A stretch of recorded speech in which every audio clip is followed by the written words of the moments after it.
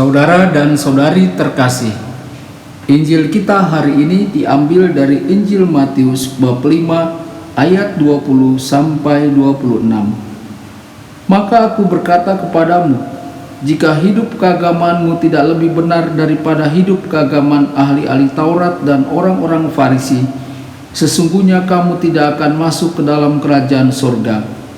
Kamu telah mendengar yang difirmankan kepada nenek moyang kita, jangan membunuh. Siapa yang membunuh harus dihukum. Tetapi aku berkata kepadamu, setiap orang yang marah terhadap saudaranya harus dihukum. Siapa yang berkata kepada saudaranya kafir, harus dihadapkan ke mahkamah agama. Dan siapa yang berkata jahil, harus diserahkan ke dalam neraka yang menyala-nyala. Sebab itu jika engkau mempersembahkan persembahanmu di atas mezbah, dan engkau teringat akan sesuatu yang ada dalam hati saudaramu terhadap engkau, tinggalkanlah persembahanmu di depan mezbah itu, dan pergilah berdamai dahulu dengan saudaramu, lalu kembali untuk mempersembahkan persembahanmu itu.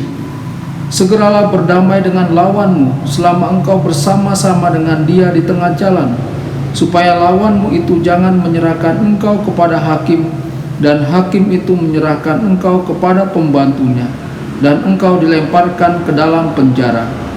Aku berkata kepadamu, sesungguhnya engkau tidak akan keluar dari sana sebelum engkau membayar hutangmu sampai lunas.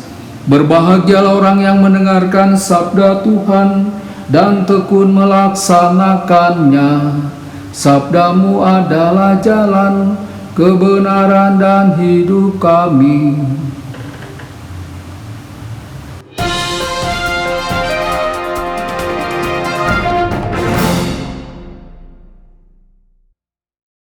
Saudara dan saudari terkasih dimanapun Anda berada, jumpa lagi dengan saya Romo Tedens dalam saluran Warta Kabar Sukacita. Semoga Anda semua dimanapun berada tetap dalam keadaan sehat dan bahagia selalu. Injil kita hari ini diambil dari Injil Matius bab 5 ayat 20 sampai 26. Dalam permenungan ini kita mohon kepada Tuhan agar diri kita menghindari kemunafikan dan kita mencari kesucian sejati. Penampilan subjektif. Berapa banyak kebenaran yang dibutuhkan untuk menilai para ahli Taurat dan orang-orang Farisi? Kita tidak banyak menemukan kebenaran dalam diri mereka. Kita malah muncul rasa curiga kepada mereka. Kekudusan mereka hanya dalam penampilan. Artinya sebenarnya diri mereka tidak ada kekudusan. Dan apa yang akan ditemukan dalam diri seorang seperti itu? Banyak penipuan diri, banyak kepuasan diri dalam pesan subjektif dari kekudusan, sikap yang lebih suci dari dirimu yang menjijikan. Saudara dan saudari, cukup mudah bagi kita untuk membaca Injil dan mengerutkan dahi kita pada orang-orang Farisi yang jahat itu. Faktanya itu semudah mengatakan pada diri kita sendiri bahwa kita tidak akan pernah terpesona oleh kesan subjektif kita tentang kekudusan.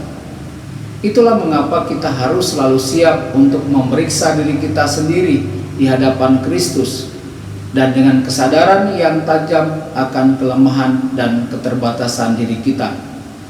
Apakah kita menjalani hidup kita dalam pengejaran sejati kekudusan, atau malahan sebaliknya, pengejaran atas kesombongan dan pemulihan diri kita sendiri? Kerendahan hati adalah ujian sejati dari kekudusan. Saudara dan saudari terkasih, kebanggaan atau kesombongan dan kesucian pribadi bercampur seperti minyak dan air. Apa artinya menjadi murid Kristus tetapi menjadi seseorang yang hanya memperhatikan dirinya sendiri melulu? Persatuan, rahmat, atau persahabatan macam apa dengan Tuhan yang ada dalam jiwa yang sombong? Tidak ada kemungkinan kompromi antara Tuhan dan jiwa yang sombong. Mau berjumpa dengan Tuhan, maka membutuhkan kerendahan hati. Integritas adalah inti dari masalah. Inti dari kesucian sejati adalah kebajikan integritas. kebajikan yang kaya akan nuansa dan makna. Integritas berarti menjadi orang yang hanya memiliki satu wajah, orang yang sama baik di dalam dan di luar. Apa yang kamu lihat adalah apa yang kamu dapatkan. Saudara dan saudari terkasih, memang integritas adalah dasar untuk kekudusan. Karena itu merupakan esensi dari kejujuran dan ketulusan pribadi yang merupakan dasar bagi kehidupan moral dan persemaian untuk sejumlah kebajikan lainnya. Dalam mengejar kekudusan, kita tidak boleh mentolerir duplikasi dalam bentuk apapun dalam perilaku kita. Kita hendaknya menghindari ketidaksesuaian antara pemikiran, penilaian, pilihan, dan tindakan kita. Tidak ada kekudusan tanpa integritas. Nyatanya, tidak ada kebahagiaan manusiawi yang sejati, kecuali itu terletak di atas landasan kebajikan integritas untuk keselamatan sesama. Saudara dan saudari yang dikasihi Tuhan, dalam masa prapaskah ini dan masa-masa selanjutnya, kita hendaknya mau menjadikan Yesus sebagai pusat dari seluruh hidup kita, dan kita mau menjadi alat untuk keselamatan semua orang yang rendah hati. Tuhan Yesus memberkati dan menyertai Anda semua. Sabda Allah adalah kebenaran. Sabda Allah adalah kehidupan. Mari kita mencintainya, mari kita menghayatinya. Ya Tuhan yang ku muliakan, sabdamu angkat resahku.